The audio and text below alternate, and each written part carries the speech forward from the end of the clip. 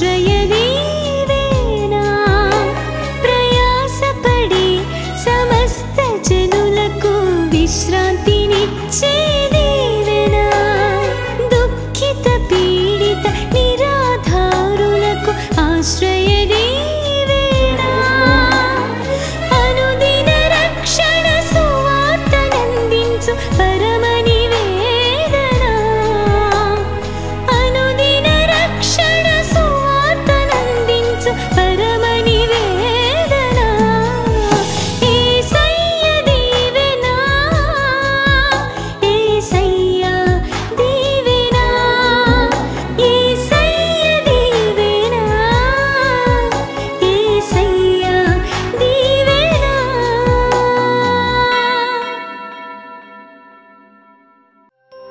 Hello praise the Lord. ఏసీఏ దీవెన అను ఈ ఆధ్యాత్మిక టీవీ కార్యక్రమాన్ని వీక్షిస్తున్న ప్రియ సోదరి సోదరులకు మన ప్రభువైన యేసుక్రీస్తు నామమున ప్రత్యేక వందనాలు తెలియజేస్తున్నాం. దైవ సందేశాన్ని వినడానికి సిద్ధంగా ఉన్నారు కదూ. ఇప్పుడు దైవజనులు పాస్టర్ ఎం జ్యోతిరాజు గారు దైవ సందేశాన్ని అందిస్తారు. ఎంత అద్భుతమైనటువంటి దేవుని మనం కలిగి ఉన్నాం. మనల్ని ఎవరు విడిచిపెట్టినా ఆయన మాత్రం విడిచిపెట్టే దేవుడు కాదు. ఏమండి, చక్కటి మాటలు మనం విన్నాం కదా.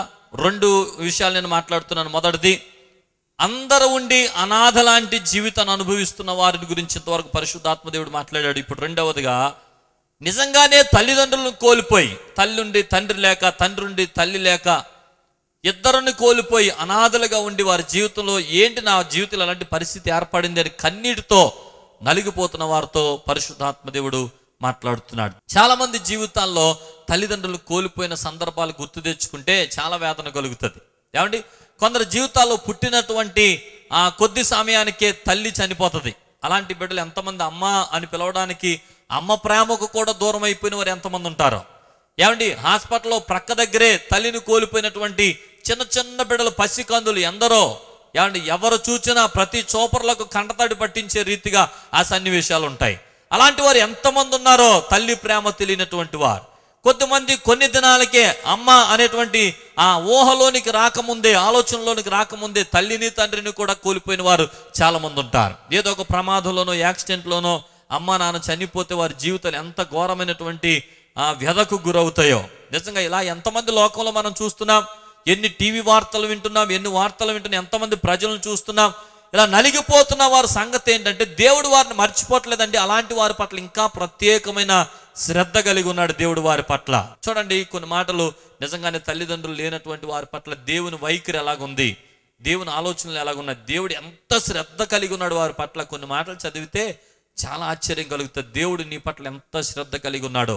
ఈరోజు నువ్వు కన్నీటితో నలిగిపోతుంటే దేవుడిని ఆదరిస్తున్నాడు. తల్లి, ప్రియ సోదరుడా సోదరి, ఈ మాటల ద్వారా నీవు బలపరచబడాలని దేవుని సేవకునిగా ఈ మాటలు తెలియచేస్తున్నాను. భక్తుడైన దావీదు 139వ కీర్తనలో చెప్తాడు, నేను పిండముగా ఉన్నప్పుడే నీ కన్నులు నన్ను చూచాను అని అంటాడు. అవును, మనం తల్లి గర్భంలో రూపింపబడక మునిపే పిండంగా ఉన్నప్పుడే మన జీవితం పట్ల ఒక ఆలోచన కలిగినటువంటి దేవుడైన మన పట్ల కొన్ని ఉద్దేశాలు ఉన్నాయి దేవునికి. అందుచేత నిన్ను మాత్రము ఆయన అనాథగా విడిచిపెట్టడు.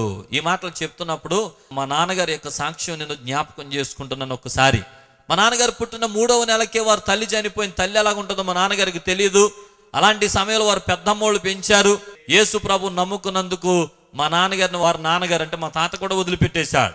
పుట్టిన 3వ నెలలోనే తల్లిని కోల్పోతే యవనస్తుడిగా ఉండి యేసు ప్రభు నమ్ముకున్నందుకు తండ్రి కూడా విడిచిపెట్టేస్తే ఒక మాటలో చెప్పాలంటే అనాథగానే బ్రతికాడు మా తండ్రి కూడా.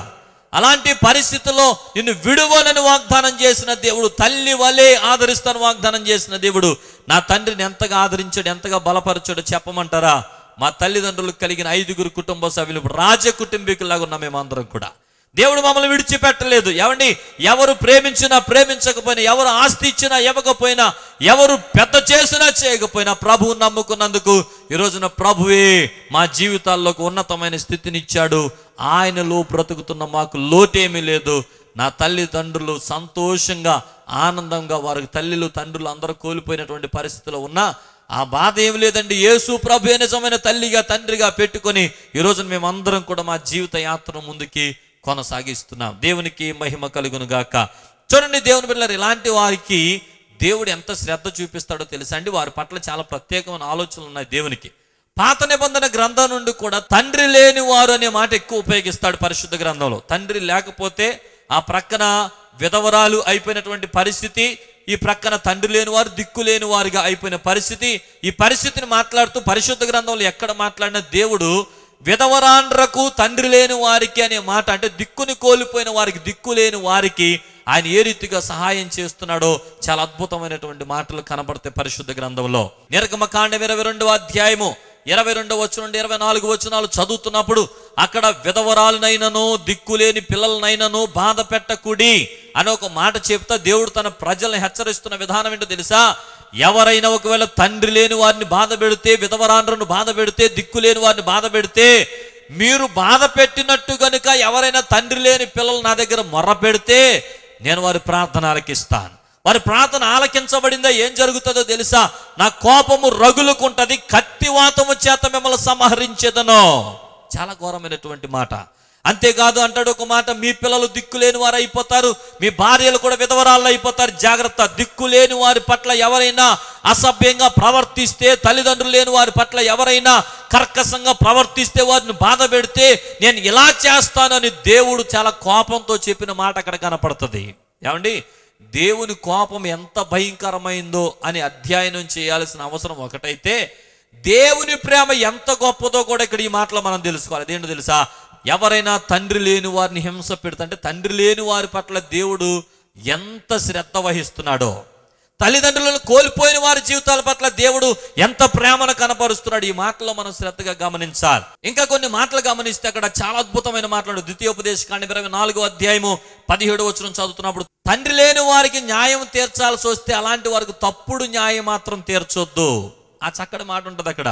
ఏమంటే ఎవరైనా తండ్రి లేని వారికి న్యాయం తీర్చాల్సి వచ్చినప్పుడు, నీ ఎదుట న్యాయపీఠం దగ్గర కూర్చున్నప్పుడు తప్పుడు న్యాయం తీర్చొద్దు. ఎవరైనా అలా తప్పుడు న్యాయం తీరిస్తే యెషయా గ్రంథము 10వ అధ్యాయం 2వ వచనం ప్రకారం అలాంటి వారికి శ్రమ అని రాయబడింది. దిక్కు లేని వారి పట్ల, తండ్రి లేని వారి పట్ల, తల్లి లేని వారి పట్ల నువ్వు తప్పుడు న్యాయం తీరిస్తే అది నీ జీవితంలో కూడా ఘోరమైన శ్రమగా మిగిలిపోతుంది. ఇలాంటి మాటలు చెప్తున్నాడు. ఏమండి, ఇర్మియా గ్రంథము 5వ అధ్యాయం 25వ వచనం చదువుతుంటే, నా ప్రజలలో దుష్ట జనాంగం ఉన్నారని దేవుడు మాట్లాడుతూ అంటాడు. అక్కడ కొన్ని మాటలు చదివితే, వారు తీర్పు తీర్చాల్సి వచ్చినప్పుడు, వ్యాజ్యము చేయాల్సి వచ్చినప్పుడు తండ్రి లేని వారి పట్ల కర్కశంగా ప్రవర్తించే వాళ్ళు ఉన్నారు అని మాట్లాడతా, అలాంటి వారి పట్ల నేను తీర్పు తీర్చకుందునా, నేను వ్యాజ్యమాడకుందునా అని అంటాడు. నిజమే, తండ్రి లేని వారి పక్షంగా దేవుడున్నాడు, విధవరాలు పక్షంగా దేవుడున్నాడు. దిక్కు లేని వారి ప్రార్థన నిరాకరింపక ఆయన వారి ప్రార్థనల వైపు తిరిగి ఉన్నాడు కనుక నీవు చేసే మొర్రను దేవుడు ఆలకిస్తాడు, నీ జీవితంలో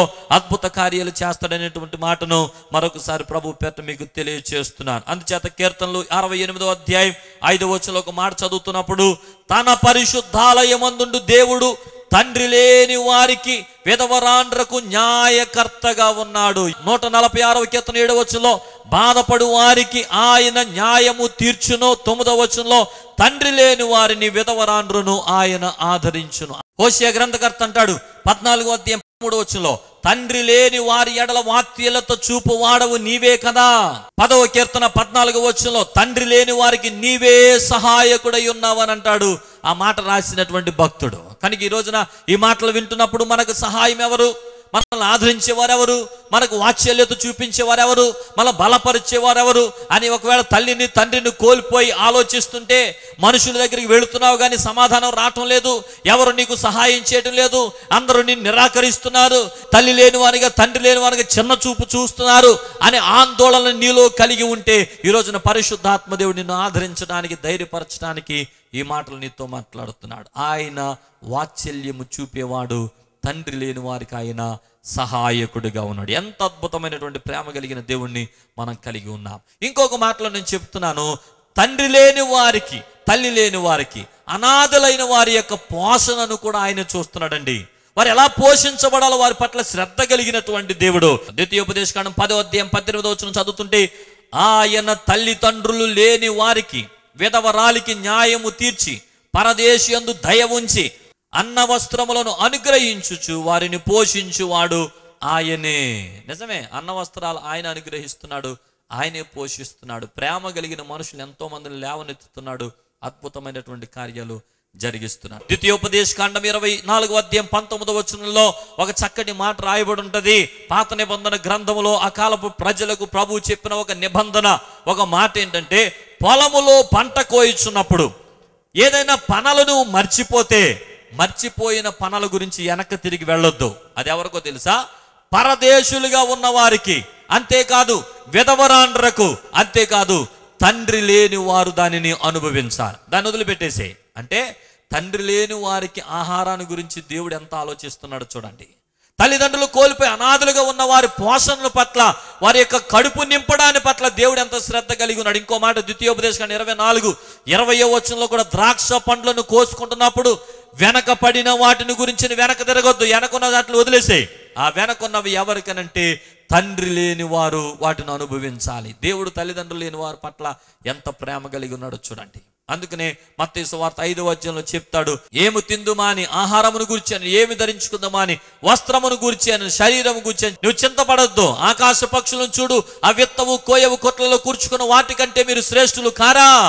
అడవి గడ్డి పూలను చూడండి, ఎవరు వాటిని పెంచుతున్నారు, పోషిస్తున్నారు. ఉదయం వికసించి సాయంత్రం వాడిపోయి వాటికి అంత వైభవం ఉంటే వాటికంటే మీరు శ్రేష్ఠులు కారా? అడవి గడ్డి పూల కంటే మీరు శ్రేష్ఠులు.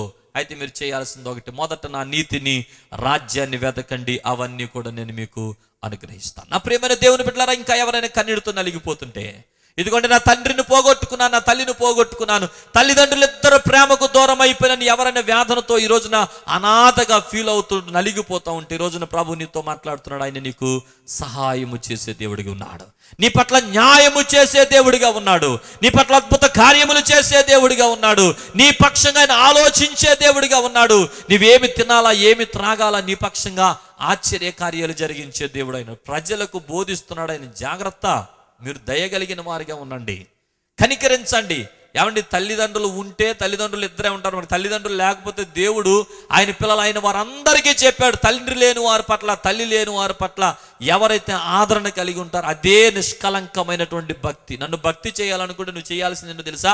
యాకోబు 1వ అధ్యాయం 27వ వచనంలో చెప్తాడు ఒక మాట, తండ్రి ఎదుట నిష్కలంకమైన భక్తి ఏదనగా దిక్కులేని వారిని, విధవరాండ్రను వారి ఇబ్బందుల్లో పరామర్శించి వారిని ఆదరించడమే నిజమైనటువంటి భక్తి అని ఈ రీతిగా దేవుడు తను ఆరాధించే వారికి నేర్పిస్తూ, తల్లిదండ్రులు లేని వారి యొక్క అవసరతలన్నీ వీరి ద్వారా దేవుడు తిని ఎంతమంది తల్లిదండ్రులను ఇచ్చాడో చూడండి. అలాంటి వారికి ఎంతమందిని దేవుడు మీకోసం ఏర్పాటు చేస్తున్నాడో చూడండి. నిజమే, ఈ రోజున క్రైస్తవ ప్రేమ ఒకసారి ఆలోచన చేస్తుంటే ఇది దేవుడు దిక్కులేని వారి కొరకు ఏర్పరిచిన ప్రేమ. ఎంతమంది క్రైస్తవ సంస్థల వారు అనాథ పిల్లల ఆశ్రమాలు పెడుతున్నారు, ఎంతమంది విధవరాలకు ప్రత్యేకమైన వసతులు ఏర్పాటు చేస్తున్నారు, ఎంతమంది బిడ్డలను చూడనటువంటి వృద్ధుల కొరకు ఆశ్రమాలు ఏర్పాటు చేస్తున్నారు. ఎన్ని సంస్థల్లో దిక్కులేని వారికి ఆదరణ కలుగుతుంది. తల్లిదండ్రులు ఉన్నా కానీ వారు అనుభవించలేని చక్కటి అనుభవాలు ఇలాంటి ఆశ్రమాల్లో, ఇలాంటి ఆర్ఫనేజ్ హోమ్స్లో బిడ్డలు అనుభవిస్తున్నారండి. చక్కటి చదువులు చదువుకుంటున్నారు. దేవుడు మనల్ని ప్రేమించి అనుగ్రహించిన మన్నా పరిచర్యలో కూడా ఏమంటే దైవజనులు బిషప్ ఎర్నెస్ట్ పి కొమారపల్లయ్య గారిని దేవుడు పిలుచుకున్నప్పుడు అనాథ పిల్లల పట్ల ఒక ప్రత్యేకమైన దర్శనాన్ని వారికి ఇస్తే వేలాది మంది పిల్లలు, ఏమంటే చెత్త కుప్పలో పెరిగినటువంటి బిడ్డలు, ఎవరో దిక్కులేనటువంటి బిడ్డలు వారి ద్వారా ఆదరించబడి సొంత బిడ్డల వల్ల ఈ రోజున వారి గృహాల్లో పెరగడమే కాదు, ఈ రోజున అనాథ పిల్లలుగా అనేక ఆశ్రమాల్లో పెరిగిన వారు మంచి భవిష్యత్తులోనికి చేర్చబడి వారు పెళ్లిళ్ళు చేసుకుని ఉద్యోగాలు అనుభవిస్తూ ఎంత అద్భుతమైనటువంటి జీవితాన్ని వారు అనుభవిస్తున్నారు. ఎక్కడితో తెలుసా ఈ ప్రేమ? దేవుడు పెట్టినటువంటి ప్రేమ, దేవుడు పెట్టినటువంటి ప్రేమ. వారి కోసం దేవుడు ఏర్పరిచిన, సిద్ధపరిచిన వసతులు, సిద్ధపరిచిన మనుషులు, సిద్ధపరిచిన దర్శనం. ఈ రోజున ఎవరిని ఆయన విడిచిపెట్టేవాడు కాదండి. ఏలూరు పట్టణంలో కూడా 25 సంవత్సరాలు పైబడి ఇక్కడ ఒక అనాథ పిల్లల ఆశ్రమం ఉంది. మీలో ఉన్నటువంటి వారు చాలా సహాయకులుగా ఉంటున్నారు. కొన్నిసార్లు మీ ఇంట్లో జరిగే పుట్టినరోజులు వారితో పంచుకునే వారు చాలా మంది ఉన్నారు. ఏమంటే వారికి భోజనాలు పెట్టి వారితో కలిసి ప్రేమించి ఆదరణ పొందుకునే వారు ఉన్నారు. ఇలాగ ఇక్కడ పెరిగిన బిడ్డలు ఎంతో మంది ప్రయోజకులై ఉన్నతమైన స్థితులకు చేర్చబడిన వారు ఉన్నారు. ఆ తల్లిదండ్రులు కోల్పోయిన వారికి, దిక్కులేని వారికి ప్రేమ ఎక్కడిది అని అంటే యేసు ప్రభు చెప్పిన ప్రేమ. ఆయన మాకు అందరికి ఆజ్ఞ విధించాడు, దిక్కులేని వారిని ఆదరించండి, వారిని పోషించండి. అందుకని ఈ రోజున క్రైస్తవ సంస్థలో ఉన్న చారిటీ, క్రైస్తవ సంస్థలు ఆదరించే ఆదరణ, ఎవరు ఇంకెవరో చేయలేనటువంటి కార్యాలు ఇవన్నీ ఎవరో చేయలేరు, అందులో డౌట్ లేదు. క్రైస్తవ ప్రేమను పొందుకున్నటువంటి వారు ఎంతమంది ఎంత ఉన్నతమైనటువంటి స్థితిలోనికి ఈ రోజున ఆశీర్వదించబడ్డారు. వీరందరినీ ఎవరు పెంచారు, ఎవరు పోషిస్తున్నారంటే ఆయన మర్చిపోయేవాడు కాదు. వాగ్దానం చేశాడు, ఒకని తల్లి వాణిని ఆదరించినట్లు నేను మిమ్మును ఆదరించేదను. మీరు పాట చూశారు కదా, నా స్నేహం యేసుతోనే. ఆ పాటలో యాక్ట్ చేసిన అమ్మాయి పుష్ప ఇక్కడే ఉంది. పుష్ప, ఆ పాపకి తల్లిదండ్రులు ఇద్దరు లేరు. నిజంగానే ఆ అమ్మాయి యొక్క జీవితాన్ని మన సోదరుడు నవీన్ గారు ఎంత చక్కగా దాన్ని వీడియో చేశారు. మరలా చెప్తున్నాను, జాయిన్ జీసస్ అనే సీడీ కేవలం 50 రూపాయలతో చాలా మంచి విలువైనటువంటి దేవుని కొరకు క్వాలిటీ పనులు చేయాలని చాలా క్వాలిటీగా తయారు చేయబడినటువంటి సీడీ. అది చక్కగా అందరూ తీసుకోండి. అందులో ఈ పాట ఎంతమంది హృదయాన్ని కదిలించిందో, నా మటుకు నేను ఎంతగానో ఉజ్జీవించబడ్డాను ఆ పాట ద్వారా. అందుచేత మనవి చేస్తున్నాను, దేవుడు ఆదరించేవాడు, ధైర్యపరిచేవాడు. మరలా ఈ పాట చూద్దాం, కొద్ది సమయంలో మరలా ఈ పాట చూద్దాం. కనుక ఎందుకు ఈ మాటలు చెప్తున్నానంటే, దేవుని యొక్క సన్నిధిలో ఆయన నిన్ను విడిచిపెట్టేవాడు కాదు, నీ పక్షంగా ఉండి అద్భుతాలు చేస్తున్నటువంటి దేవుడు అనే మాట మరొకసారి మీకు తెలియచేస్తున్నాను. నా ప్రియమైన దేవుని బిడ్డలారా, ఈ మాటలు వింటూ నా జీవితంలో ఇలాంటి పరిస్థితి లేదండి, నా జీవితంలో అన్ని సమకూడు జరుగుతున్నాయి అని అనుకుంటూ ఎవరైనా వాక్యం వింటుంటే అలాంటి వారికి నేను చెప్తున్నాను తెలుసా, ఎన్ని ఉన్నా యేసయ్య ప్రేమ నీలో లేకపోతే అంత సున్నాయి. దేవునికి ఇచ్చిన ఆజ్ఞల్లో ఒక ప్రాముఖ్యమైన ఆజ్ఞ ఏంటంటే, నిన్ను వలె నీ పొరుగు వాన్ని ప్రేమించాలి. నీకు 2 వస్త్రాలు ఉంటే లేని వానికి వస్త్రాలు ఇవ్వాలి. ఎవరైనా దిక్కు లేని వారు కనబడుతుంటే అలాంటి వారి బాధ్యత దేవుడిని చేతికి అప్పగించడం మర్చిపోవద్దు. ఎవరైనా తల్లిదండ్రులు లేని వారు కనబడుతుంటే నీ పిల్లల్లాగా వారిని కూడా చూడు, నీ ప్రేమ వారి మీద కనపరచు. అద్భుతమైనటువంటి కార్యాలు చూస్తాం, ఆశ్చర్యమైనటువంటి కార్యాలు చూస్తాం. మేము మా యొక్క సంస్థలో మన్నా పరిచర్యలో మా నాయకుల ద్వారా క్రీస్తు ప్రేమను కళ్ళారా చూసాం. వారి ద్వారా ఎన్నో విషయాలు నేర్చుకున్నాం. మేము కూడా మా తల్లిదండ్రుల ద్వారా ఎన్నో విషయాలు నేర్చుకున్నాం. మా మట్టుకు మేము శక్తి కలిగినంతగా, చేతనైనంతగా మేము చేయగలిగిన కార్యాలు అనాథుల కొరకు, విధవల కొరకు చేస్తున్నాం. మీరు కూడా చేయండి, దేవుడు మిమ్మల్ని దీవిస్తాడు. ఎందుకంటే వారి బాధ్యత దేవుడు మన మీద పెట్టాడనే సంగతిని కూడా మీకు జ్ఞాపకం చేస్తున్నాను. నిష్కలంకమైన భక్తి ఇదే, యాకోబు 1:27 కనుక విశ్వాసులుగా మనం ఇలాంటి కార్యాలు చేయాలి తప్పకుండా. రక్షణ పొందిన వ్యక్తిగా దేవుడు నిన్ను పోషిస్తున్నప్పుడు, దేవుడు నిన్ను బలపరుస్తున్నప్పుడు, దేవుడు ఉన్నతమైన స్థితిలో నిలబెడుతున్నప్పుడు ఇంకా అనాథలైన వారి పట్ల ఒక ప్రత్యేకమైన శ్రద్ధ చూపించగలిగే వాడిగా ఉండాలి. ఇది దేవుడు నిన్ను కోరుతున్నటువంటి ఒక అంశం అని కూడా మరొకసారి జ్ఞాపకం చేస్తున్నాను. మత్తయి సువార్త 25:31 నుండి కూడా మనం చదువుతున్నప్పుడు 34 అప్పుడు రాజు తన కుడి వైపు ఉన్న వారిని చూచి, నా తండ్రి చేత ఆశీర్వదించబడిన వారు రండి, లోకము పుట్టినది మొదలుకొని మీ కొరకు సిద్ధపరచబడిన రాజ్యమును స్వతంత్రించుకొనుడి. నేను ఆకలిగొని ఉంటిని, మీరు నాకు భోజనం పెట్టితిరి, దప్పికొని ఉంటే నాకు దాహం ఇచ్చితిరి, పరదేశునై ఉంటే నన్ను చేర్చుకుంటారు, దిగంబరినై ఉంటిని నాకు బట్టలు ఇచ్చితిరి, రోగినై ఉంటే నన్ను చూడవచ్చితిరి, చెరసాలలో ఉంటే నా యొద్దకు వచ్చితిరి అని చెప్పాను. అందుకు నీతిమంతులు, ప్రభువా, ఎప్పుడు నీవు ఆకలిగొని ఉండుట చూచి నీకు ఆహారం ఇచ్చాం, ఎప్పుడు దప్పికొని ఉండి చూచి నీకు దాహం తీర్చాం. ఇలా అడుగుతుంటే ప్రభు అంటున్నాడు ఒక మాట, మిక్కిలి అల్పులైన ఈ నా సహోదరులలో మీరు ఒకనికి చేసితిరి కనుక నిశ్చయముగా నాకును చేసిద్దరని మీతో చెప్పుచున్నానని ప్రభువు చెప్తున్నాడు. మనం అలుపులైన వారికి ఒకరికి చేస్తే అది ప్రభువుకు చేసినట్టే. దిక్కులేని వారిని ఒకరిని ఆదరిస్తే నువ్వు దేవునికి ఆ సహాయం చేసినట్టే. దేవుడు దీని ప్రతిఫలం ఒక దినానికి ఇవ్వబోతున్నాడు. అందుకని ఇంకా ఎవరైనా ఈ మాటలు వింటున్న వారిలో దిక్కులేని వారిని ఆదరించండి. ఎప్పుడైనా రైల్వే స్టేషన్ బస్ స్టాండ్లకు వెళ్తున్నప్పుడు అనాథలుగా పడి ఉన్నవారు, ఎవరి దిక్కు లేకుండా తిరుగుతున్న చిన్న బిడ్డలు కనపడితే వాడి దగ్గరికి చేరదీసి వాళ్ళకి మార్గం చూపించండి. ఎన్నో ఆర్గనైజేషన్స్ ఉన్నాయి, ఎన్నో క్రైస్తవ సంస్థలు ఉన్నాయి, వారిని ఆదరించడానికి ఎంతో మంది మనుషులు సిద్ధంగా ఉన్నారు. నీ వంతుని వాళ్ళ దగ్గరికి చేర తీసుకుని క్రీస్తు ప్రేమను చూపించి మంచి భవిష్యత్తు కొరకు ఎక్కడో చోట తీసుకెళ్లి చేర్పించు. పరలోకంలో ప్రతిఫలం ఉంటుంది, దేవుని కార్యాలు చూస్తావు. కనుక దిక్కు లేని వారి పట్ల, దరిద్రుల పట్ల దేవుడు ఒక చక్కటి ప్రణాళిక కలిగి ఉన్నాడు. తల్లిదండ్రులు కోల్పోయిన వారి పట్ల దేవుడు గొప్ప ఆశ కలిగి ఉన్నాడు. అలాంటి వారికి సహాయం చేస్తే మనం ప్రభువుకు కూడా సహాయం చేసినట్లే. కనుక ఈ మాటల చేత మరొకసారి ఈ మాటలు వింటున్న ప్రతి ఒక్కరిని బలపరుస్తున్నాను. నిజంగానే మీ తండ్రినో తల్లినో కోల్పోయే దుఃఖసాగరంలో ఉంటే ఈ రోజు నుండి కన్నీరు పెట్టుకోకండి. మనల్ని పుట్టించినది మొదలుకొని ఈ లోకంలో ముగింపు వరకు మనకు నిజమైన శాశ్వతమైన ప్రేమనిచ్చే తండ్రి యేసయ్య మనతో ఉన్నాడు. ఒక తల్లి వారిని ఆదరించినట్లు నేను మిమ్మల్ని ఆదరిస్తానని చెప్తున్నాడు. కొన్ని సంవత్సరాల క్రితం చింతలపూడి ప్రాంతంలో వాక్యం చెప్పడానికి వెళ్ళినప్పుడు వాక్యం అంతా చెప్పేసి ముగించిన తర్వాత ఒక యవనస్తున్న దగ్గరికి ఏడుస్తూ వచ్చాడు. అతను చెప్పిన సాక్ష్యం అక్కడ కళ్ళంటూ నీళ్ళు వచ్చినాయి.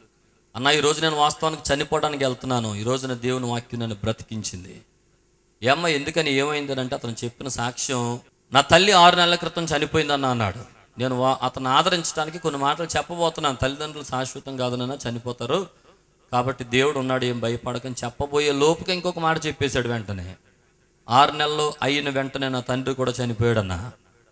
6 నెలల్లో 2 తల్లిదండ్రులను కోల్పోయాను. అంతటితో ఆపలేదు ఆ మాటలో. ఇంకొక మాట చెప్తున్నాడు, అన్న వీళ్ళిద్దరూ నన్ను కన్న తల్లిదండ్రులు కాదు, నన్ను తండ్రులు నెలల వయసులోనే యాక్సిడెంట్లో చనిపోతే వీళ్ళిద్దరు నన్ను పెంచిన వాళ్ళు. నా జీవితంలో ఎక్కడికి వెళ్ళిన ఏమంటున్నారో తెలుసా, ఇటు పుట్టిన వెంటనే తల్లిదండ్రులను తీసేసుకున్నాడు, యవన వయసు వచ్చినప్పటికి పెంచిన వాళ్ళు కూడా చనిపోయారు, ఇటు దురదృష్టవంతుడు, ఇటు జాతకం మంచిది కాదు అని అంటుంటే నాకు బ్రతకాలనిపించట్లేదు. కానీ ఈరోజు చెప్పిన దేవుని మాటలు నన్ను బలపరిచినాయి. ఈరోజు చావాలని వచ్చిన నేను బ్రతకాలని తీర్మానం చేసుకున్నాను అని ఆ రోజు మంచి సాక్ష్యం చెప్పాడు. ఆ యవనస్తుని కొరకు ప్రార్థన చేస్తే దేవుడు కలిగించిన గొప్ప కార్యం ఏంటో తెలుసా, ఈ రోజున వివాహమైంది, 2 బిడ్డలు, ఒక ఎలక్ట్రికల్ సంబంధించిన ఉద్యోగంలో చక్కటి ఉద్యోగంతో దేవుడు ఆ బిడ్డను ఆశీర్వదించాడు. చేతులు పైకెత్తి గట్టిగా స్తోత్రం చెప్పండి. ఇలా ఎంతో మంది కన్నీరు గారుస్తున్నారండి, ఎంతో మంది రోధిస్తున్నారు, ఎంతో మంది వారి జీవితాల్లో నలిగిపోతున్నారు. ధైర్యం తెచ్చుకోండి, ప్రభుతో నడవండి, ప్రభుతో కలిసి జీవించడానికి మీ అడుగులు ముందుకు వేయండి. పరలోక రాజ్యంలో ఆయన నిన్ను కూర్చోబెట్టుకోబోతున్నాడు. స్థిరమైన రాజ్యంలో నీవు నేను అక్కడ వెళ్ళబోతున్నాం. తండ్రితో కలిసి యుగ యుగాలు సంతోషించబోతున్నాం. ఆయన నీతో ఉంటే, నీతో ఆయన ఉంటే ఎన్ని ఒడిదుడుకులు కలిగినా, ఎవరు చూసినా చూడకపోయినా నీకు నష్టం లేదు. ప్రభు నీతో ఉంటే అన్ని అద్భుతమైన కార్యాలు గుండా ప్రయాణం చేస్తాం. కనుక చెప్పు యేసయ్యతో, నా స్నేహం నీతోనే ప్రభువా, నా గమ్యం నీలోనే ప్రభువా, నీతోనే జీవిస్తానయ్యా. ప్రభుతో ఈ మాట చెప్పు. ప్రభు మిమ్మల్ని దీవించును గాక. ప్రార్థించక ముందు మరొకసారి ఆ పాటను చూద్దాం. ఆ పాటలో ఇంకా ఉన్నటువంటి ఆ వాస్తవికమైన జీవితాన్ని గమనిద్దాం. దేవుడిని ఆదరించడానికి, ధైర్యపరచడానికి, నిరీక్షణ కలిగిన ఈ పాటతో నీవు కూడా ఏకీభవించి పాడు. ప్రభు నిన్ను అత్యధికంగా దీవించును గాక.